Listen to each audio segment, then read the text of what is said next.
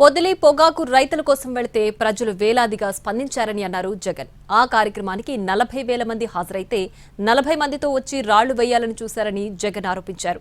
అసలు మార్కెట్ యార్డుకు ఎవరైనా 40,000 మందితో వెళతారా అని ప్రశ్నించారు చంద్రబాబు. అక్కడ ఉన్న రైతులు పంట ఏమైపోవాలని ప్రశ్నించారు. పొగాకు రైతులకు సంబంధించి పొదిలి వెళ్తే ఆ కార్యక్రమంలో రైతులు ప్రజలు పెద్ద ఎత్తున పాల్గొంటే దాదాపుగా 40,000 పైచిలకు మంది ఆ కార్యక్రమంలో పాల్గొంటూ ఆ ప్రోగ్రాం జరుగుతూ ఉన్నప్పుడు 40 మందే